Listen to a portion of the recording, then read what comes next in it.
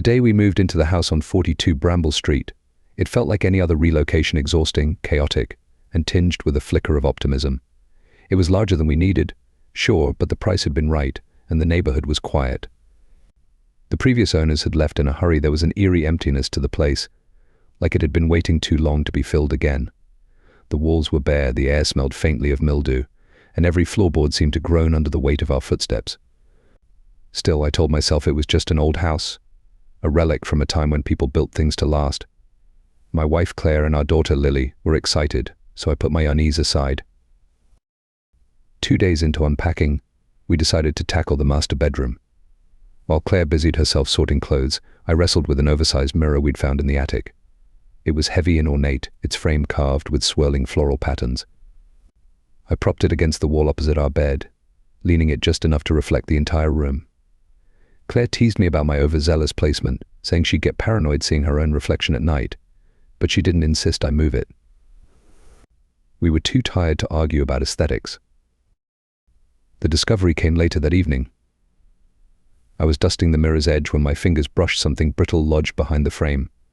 Curious, I fished it out a photograph, old and yellowed, with a faint chemical smell clinging to its surface. It depicted a group of people standing in what I recognized as our living room. The furniture was different, of course, and the walls bore floral wallpaper, but it was unmistakably the same room.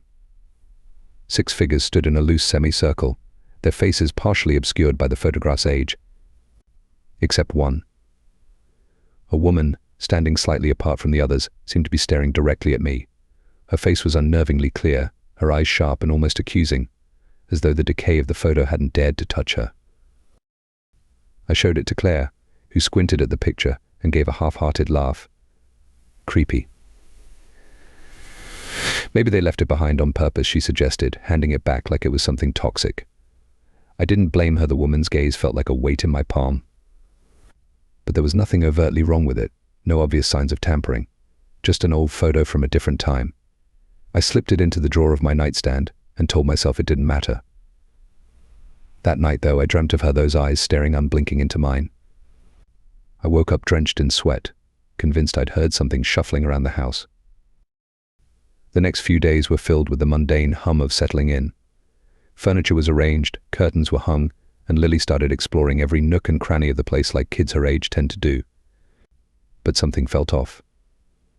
I couldn't put my finger on it at first, just a sense of being watched, a prickling at the back of my neck whenever I passed the mirror or stood too long in the living room. I tried to shake it off. Claire teased me, saying the stress of moving had made me jumpy.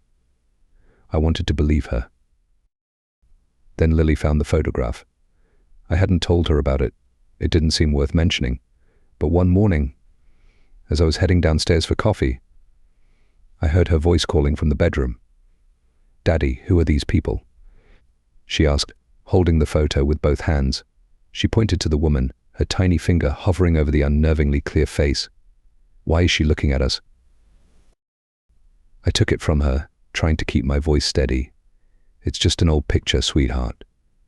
Probably people who lived here before us," but as I said the words, I noticed something I hadn't before. The photograph had changed. It wasn't glaringly obvious at first, but there were small details: a lamp in the corner that looked suspiciously like one we'd brought in, and a rug on the floor that hadn't been there before.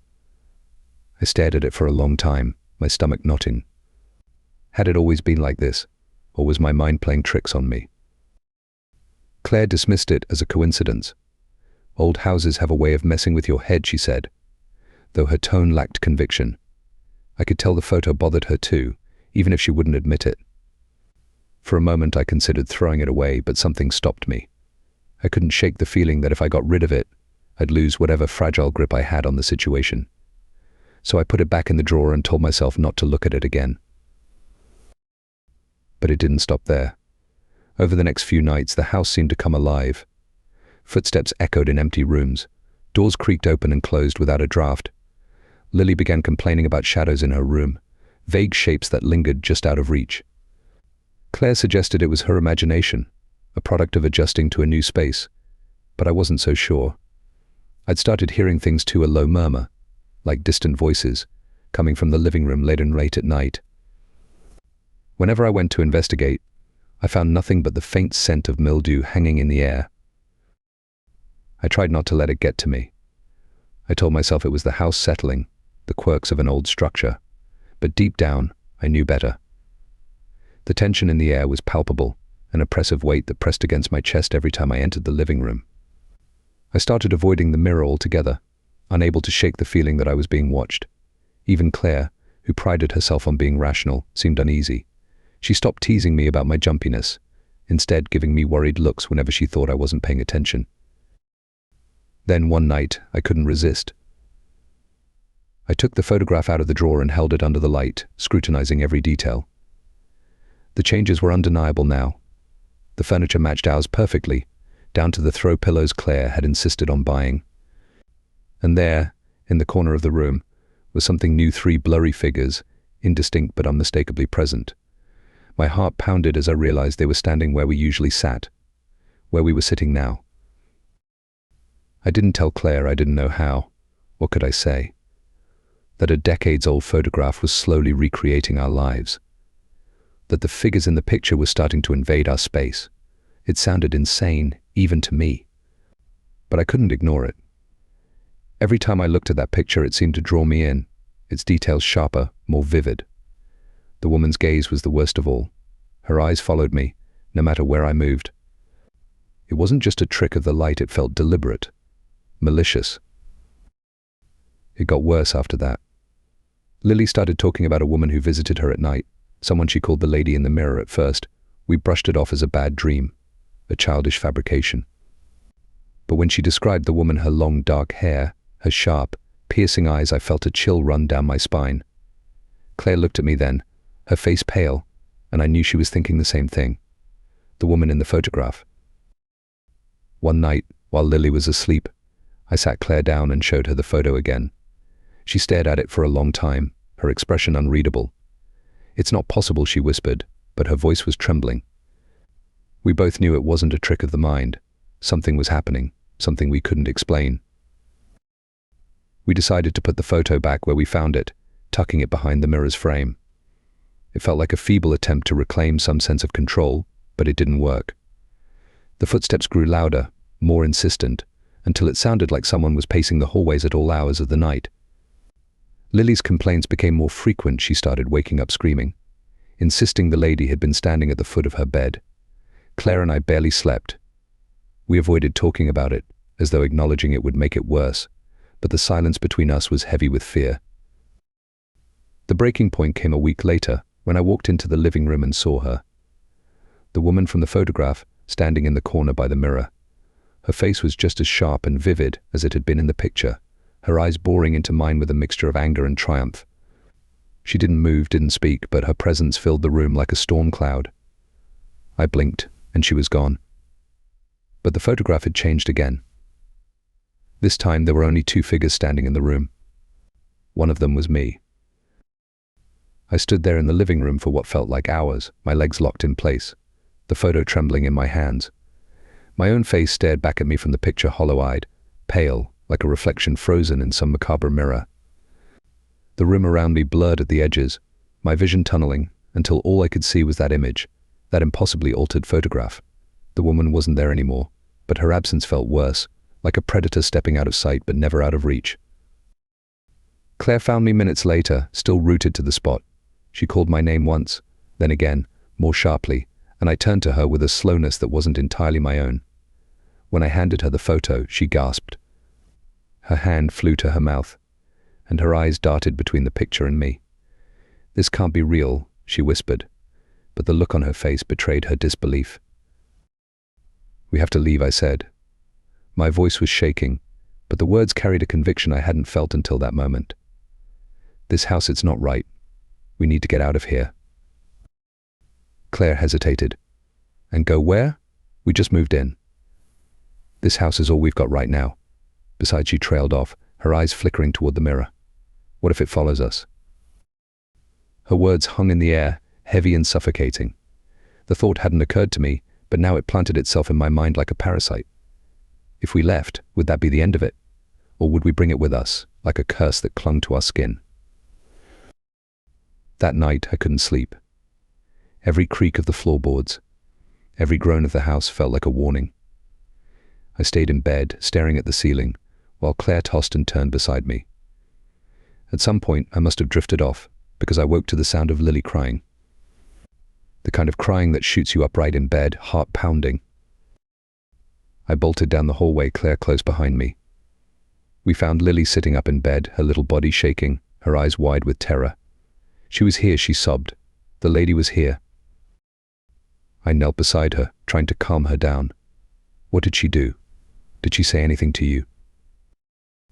Lily shook her head. She just stood there. She was smiling. Claire and I exchanged a glance, a silent acknowledgement that we were far beyond the realm of bad dreams. Lily clung to me like a lifeline, her small fingers digging into my arm. "Don't let her take me," she whispered. I didn't know what to say. How could I promise her safety when I wasn't even sure we were safe ourselves? The next morning I decided to take the photograph to an expert.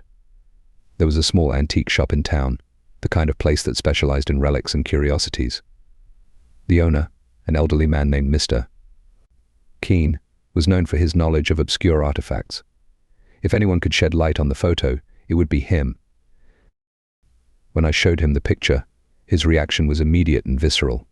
He recoiled, his face pale, and muttered something under his breath. "Where did you get this?" he demanded, his voice trembling. "It was in our house," I said. "Behind a mirror." Mr. Keene shook his head. "You need to get rid of it. Burn it, bury it, whatever you have to do. This is not something you want to keep." "But why? What is it?" He hesitated, his eyes darting toward the door as if he expected someone or something to come through it. "Some objects carry a presence," he said carefully. "A memory, a spirit, a will. This photo isn't just an image, it's a doorway." "A doorway to what?" He didn't answer.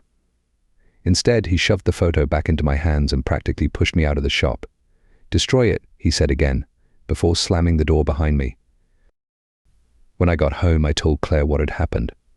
She looked as shaken as I felt. "Do you think it'll work?" she asked. "I don't know," I admitted, "but we have to try." That evening, we built a small fire in the backyard. I held the photograph over the flames, hesitating for just a moment before letting it drop. The fire consumed it quickly, the edges curling and blackening until it was nothing but ash.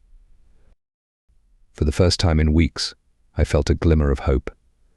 Maybe this would be the end of it. Maybe we could finally move on. But the house had other plans. That night, the footsteps returned, louder and more deliberate than ever. The whispers in the living room grew into a cacophony, a dissonant chorus of voices that seemed to come from everywhere and nowhere. And when I looked at the mirror, I saw her again, the woman, her face twisted into something between a grin and a snarl. Her lips moved, forming words I couldn't hear but could somehow understand. "You can't erase me." I stumbled back, my heart hammering in my chest. The air around me felt charged, electric, and I could feel the presence of something else, something bigger than the house itself. It wasn't just her anymore. It was the house, the mirror, the very walls pressing in on me. Claire found me again, shaking and pale, and when I told her what I'd seen, she didn't question it. She simply nodded, her face set with grim determination. "We're leaving," she said, "tonight." We packed what we could, throwing essentials into bags and grabbing Lily from her room. But as we reached the front door, it slammed shut with a force that shook the entire house. The lights flickered, and the air grew cold, so cold that our breath fogged in front of us. From somewhere deep within the house, I heard her laughter, low, guttural, and full of malice. The kind of sound that burrows into your mind and lingers long after it's gone. "We have to go," Claire whispered, her voice barely audible over the pounding of my heart. I grabbed the doorknob, twisting it with all my strength, but it wouldn't budge. The walls seemed to close in around us, the house itself alive and angry, and in the corner of my eye I saw her again standing at the top of the stairs, her smile widening as she watched us struggle. Lily screamed, a high-pitched wail that cut through the chaos, and the lights went out entirely. The darkness was suffocating. I couldn't see my hand in front of my face, but I could hear everything: the sharp gasps of Claire's breath, Lily's muffled sobbing, and the distant creak of floorboards above us. My hands fumbled for the doorknob again, gripping it with enough force to make my fingers ache, but it still wouldn't turn. It was like the house was holding us captive. Then the whispers started. Low at first, barely audible, but growing louder with each passing second.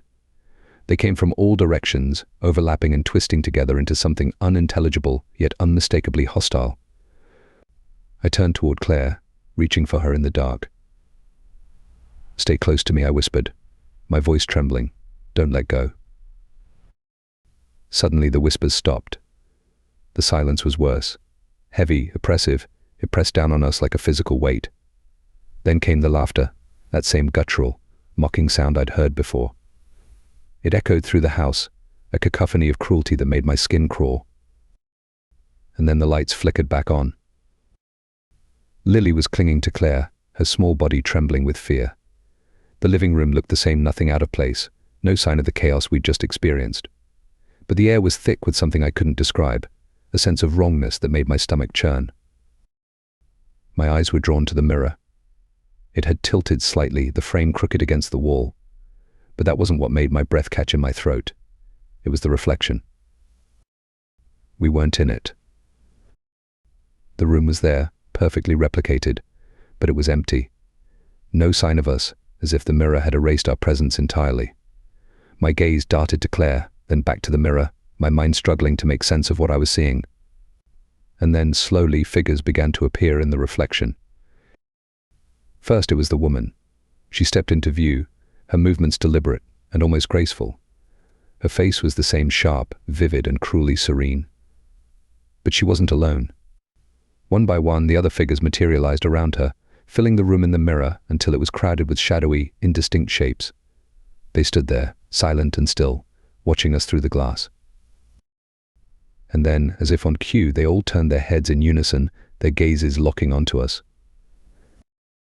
Claire let out a choked gasp, and Lily buried her face in her mother's shoulder, her muffled cries growing louder.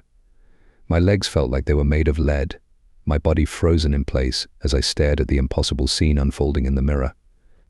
The woman took a step closer, her expression unchanging, and raised one hand to press it against the glass. The mirror began to ripple, like the surface of a pond disturbed by a stone. The room in the reflection blurred and twisted, the figures melting into one another, until all that was left was darkness. And then, from the center of that darkness, something began to emerge. A hand, pale, thin, and impossibly long, its fingers extended toward us, reaching as if to pull us in. I snapped out of my paralysis, grabbing Claire by the arm and pulling her toward the hallway. "We need to go. Now." We ran, Lily clutching Claire so tightly I was afraid she'd bruise. The air seemed to thicken around us, slowing our movements as if we were wading through molasses. Behind us I could hear the mirror shattering, the sound like a gunshot reverberating through the house. The front door was still locked, but I didn't care. I slammed my shoulder into it with all the force I could muster, again and again, until the wood began to splinter. Claire was screaming something, words I couldn't make out over the pounding in my ears, but I didn't stop. With one final blow, the door burst open, and we stumbled out into the night. The cool air hit me like a shock, and for a moment I thought we were safe. But when I turned back toward the house, I saw her. Standing in the doorway, her figure illuminated by the dim light spilling out from inside. She didn't move, didn't follow us, but her presence was enough to freeze the blood in my veins. We didn't stop running until we were halfway down the street, the house shrinking into the distance behind us. Only then did we collapse onto the curb, gasping for breath. "We can't stay here," Claire said, her voice trembling. "We have to leave this town, this state, everything." I nodded, too shaken to argue. But even as we made plans to flee, to start over somewhere far away, I couldn't shake the feeling that it wouldn't matter, that no matter where we went, she would find us. Because when I looked down at Lily, her tear-streaked face pressed against Claire's shoulder, I saw it, a faint, dark smudge on the back of her hand. It wasn't dirt. It wasn't a bruise. It was a stain, just like the one on the photograph. We drove that night, leaving everything behind. We didn't pack more than what we had on us. There was no time, no desire to linger in that cursed house. The tires screeched as we sped down the quiet streets, the rearview mirror reflecting nothing but the shadowy outline of the place we once called home. I kept checking it, half expecting to see her standing there, watching us leave, but the road remained empty. Still, the weight of her presence hung heavy in the car, like a dark cloud pressing in from all sides. Lily was quiet, her head resting against Claire's shoulder as she dozed off from sheer exhaustion. I glanced at her hand, the one with the faint stain, and my stomach twisted. I hadn't mentioned it to Claire. I wasn't even sure if I should. What would I say? That our daughter might be marked by whatever had taken root in that house. That no matter how far we ran, it might not be enough. Claire was silent too, staring out the window with a vacant look in her eyes. She hadn't said much since we fled, and I didn't push her. I knew we were both running on fumes, mentally and physically. I just hoped putting distance between us and the house would ease some of the tension. We ended up at a motel off the highway, the kind of place that smelled faintly of bleach and stale cigarettes. It wasn't much, but it was far away, and that was all that mattered. The clerk barely looked up as I checked us in, handing over a key with a grunt before returning to his newspaper. I felt a flicker of envy for his mundane existence, untouched by whatever horrors were now part of ours. Once inside the room, Claire collapsed onto the bed, her arms still wrapped protectively around Lily. I stood by the door for a moment, unsure of what to do, before finally sitting down in the lone chair by the window. The blinds were closed, but I could still hear the hum of cars passing by on the highway, a comforting reminder that we weren't completely isolated. But comfort is fleeting. I must have dozed off because I woke to a strange sound of soft rustling, like fabric brushing against itself. My eyes snapped open, and for a moment, I wasn't sure where I was. The room was dark, the only light coming from the dim glow of the motel's neon sign filtering through the blinds. I turned toward the bed, relieved to see Claire and Lily still there, their breathing steady and slow. Then I saw it, a figure standing in the corner of the room, barely visible in the faint light. My heart stopped. It wasn't her, not the woman from the photograph, but something else. It was tall and shadowy, its form indistinct, but its presence was suffocating. My breath caught in my throat as I stared at it, unable to look away. It didn't move. It just stood there, watching me. I wanted to call out to Claire, to wake her, but my voice wouldn't come. The room felt colder, the air thinner, and the shadows seemed to stretch and writhe around the figure. Slowly it raised an arm, pointing toward the bed where Claire and Lily slept. The movement was deliberate, almost taunting, and I felt a surge of panic. Without thinking, I grabbed the nearest object, a lamp, and hurled it toward the corner. The crash was deafening, the bulb shattering into a spray of glass, but when I looked again, the figure was gone. The shadows had returned to normal, and the room felt still, almost unnaturally so.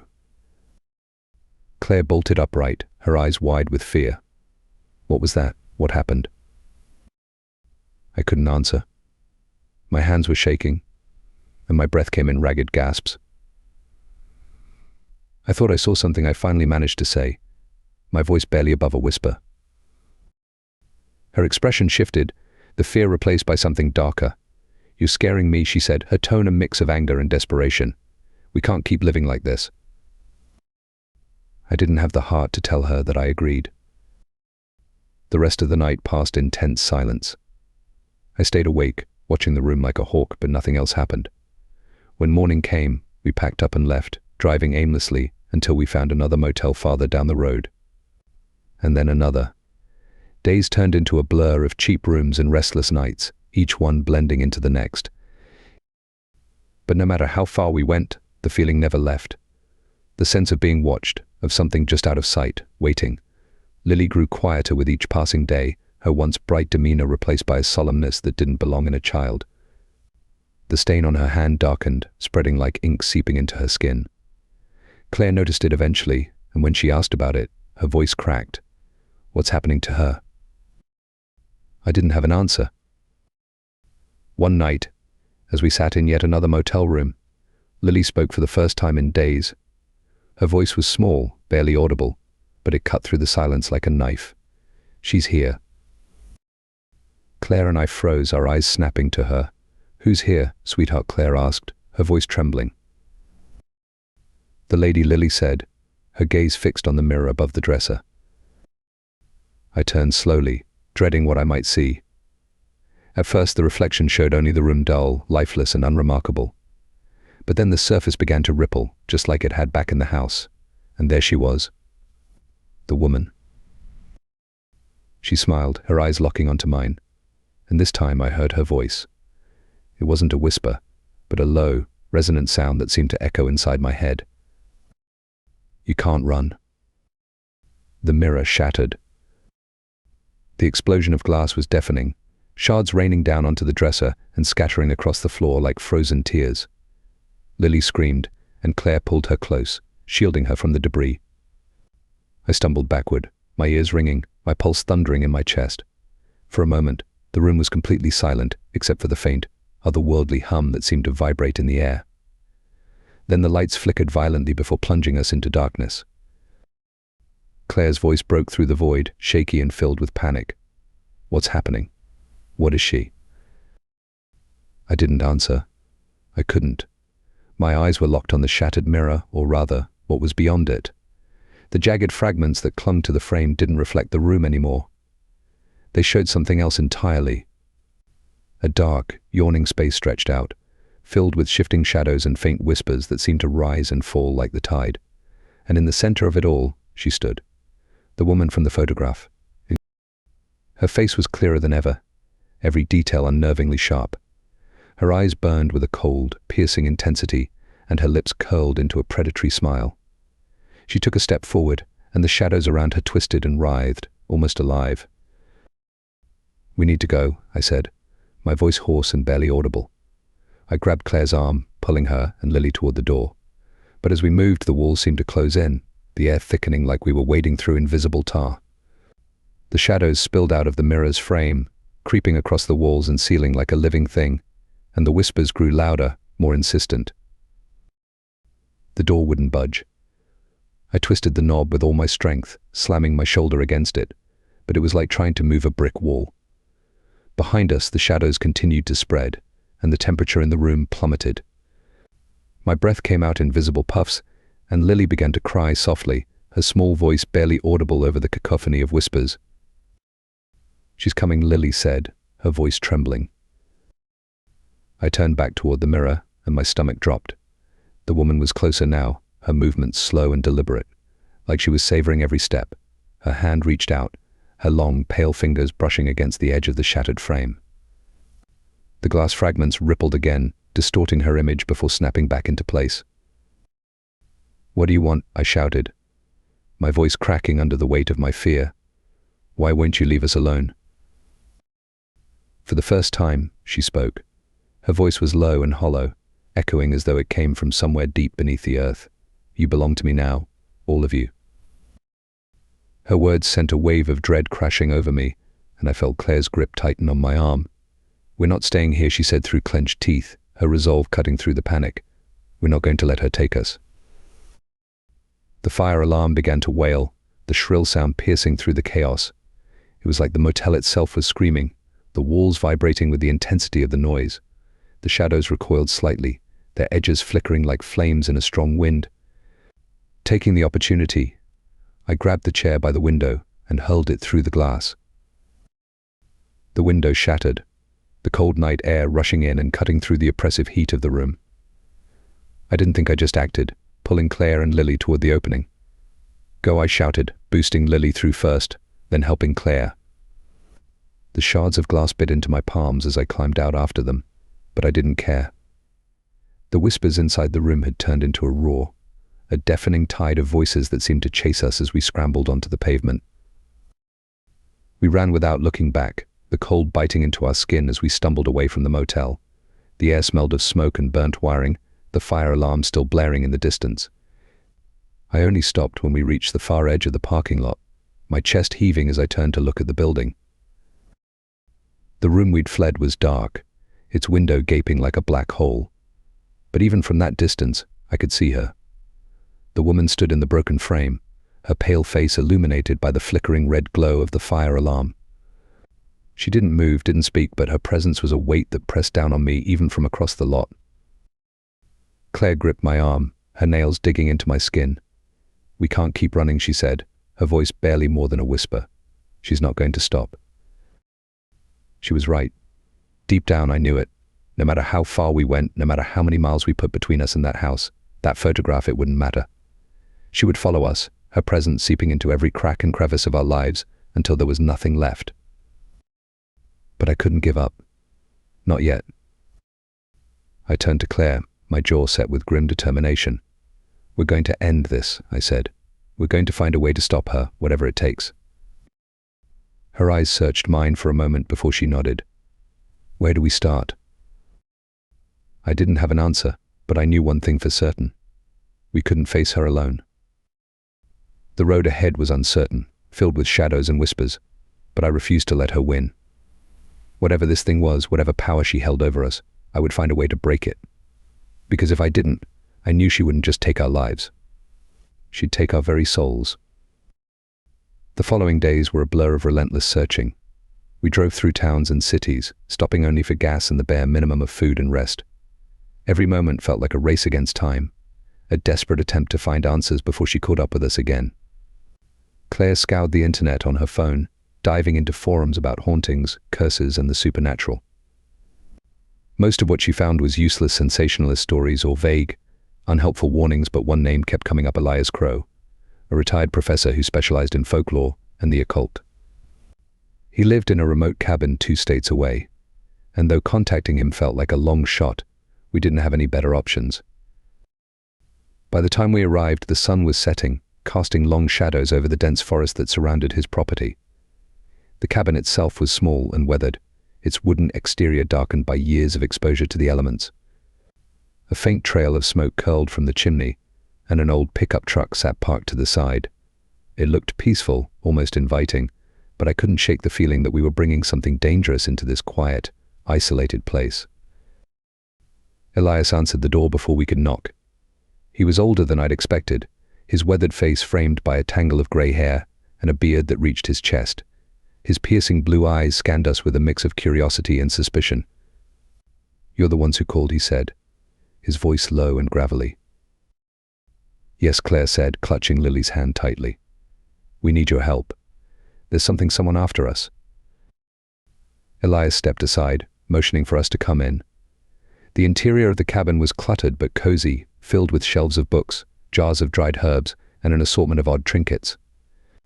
The air was thick with the scent of wood smoke and something sharp as sage, perhaps, or some other kind of incense.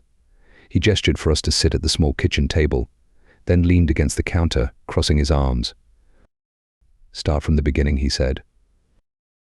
We told him everything: the house, the photograph, the woman, and how she'd followed us even after we destroyed the picture. Elias listened without interrupting, his expression growing darker with each detail. When we finished, he let out a long breath, his gaze distant. "This isn't just a haunting," he said finally. "It's something much older, much stronger." Claire's grip on Lily tightened. "What do you mean? What is she?" Elias hesitated, choosing his words carefully. "There are spirits that attach themselves to objects or places, feeding on the energy of the living. But what you're describing, it sounds like something more deliberate. A binding. She isn't just haunting you, she's claimed you, your family, your lives, and until that bond is broken, she won't stop." "How do we break it?" I asked, my voice trembling. He rubbed his beard thoughtfully, then turned and rummaged through a stack of books on a nearby shelf. After a moment, he pulled one out, its leather cover cracked and faded with age. Flipping through the pages, he stopped at a section and pushed it toward us. The text was dense and difficult to read, but the accompanying illustration made my blood run cold. It was a drawing of a woman, her face eerily similar to the one we'd been fleeing, standing at the edge of a dark portal. Her hands were outstretched, and beneath her feet were the words "Custos Limini Latin," Elias explained, for keeper of the threshold. "She's a guardian," he said, bound to a place or object, but capable of reaching beyond it. The photograph was her tether, but destroying it didn't free you, it only severed her anchor to the physical world. Now she's untethered, and that makes her even more dangerous. Claire's face paled, So what do we do? How do we stop her? Elias hesitated, then closed the book with a heavy sigh. There's a ritual, he said, but it's not without risk. You'll need to face her directly, force her to relinquish her claim. If you fail, she'll consume you completely, body, mind, and soul. The weight of his words settled over us like a shroud. Claire looked at me, her eyes wide with fear. We can't put Lily through this, she said. I nodded, my throat tight. We won't. I'll do it. Elias raised an eyebrow. It's not a task you can undertake alone. The bond she's formed is with all of you. If one of you confronts her, you all must. The room fell silent, the gravity of the situation sinking in. Finally Claire spoke, her voice trembling but resolute. If it's the only way, then we'll do it, together. Elias nodded solemnly. So be it. The ritual required preparation, candles, symbols, and a specific incantation to be recited in unison. Elias explained that it would draw her out fully, forcing her to reveal her true form. She'll fight back, he warned. She'll use your fears, your memories, anything she can to break you. But you must hold your ground. If you falter, even for a moment, it's over. That night we prepared the ritual in the clearing behind his cabin. The moon hung high above us, its pale light casting eerie shadows over the circle Elias had drawn in the dirt. As we stood together, hands clasped tightly, the air grew colder, and the forest fell silent. Elias began to chant, his deep voice resonating through the stillness. The symbols around us began to glow faintly, and the shadows seemed to thicken, pressing in from all sides. Then the whispers started again, faint at first but growing louder with each passing second. And then she appeared. She stepped out of the darkness, her form shifting and distorting, as though she were made of smoke and shadow. Her eyes burned with fury, and her voice echoed in my mind like a scream. You cannot escape me, she hissed. You are mine. Her presence was overwhelming, a tidal wave of malice and despair that threatened to crush us. But as we stood together, our voices rising in unison, I felt a flicker of hope. The glow of the symbols grew brighter, and the shadows began to recede, clawing at the edges of the circle, as though trying to escape. But she didn't retreat. She lunged forward, her form twisting into something monstrous, her face splitting into a grotesque grin. I felt her claws rake across my mind, tearing at my thoughts, my memories. For a moment I faltered, my voice breaking as the weight of her presence threatened to consume me. No, Claire's voice rang out, strong and defiant. She gripped my hand tighter, her gaze fixed on the figure before us. You can't have us. We're not yours. Lily joined in, her small voice filled with a bravery that brought tears to my eyes. Together, we pushed back, our voices rising above the chaos. The symbols blazed with light, and the ground beneath us seemed to tremble. The woman screamed, a sound of pure rage and pain, as her form began to unravel. The shadows around her dissolved, the whispers fading into nothingness. With one final piercing cry, she was gone, her presence erased as though it had never been. The clearing fell silent, the air heavy with the aftermath of what we'd just endured. I sank to my knees, my body trembling, and pulled Claire and Lily into a tight embrace. We had faced her together, and we had won. But deep down I knew the scars she'd left would never fully heal.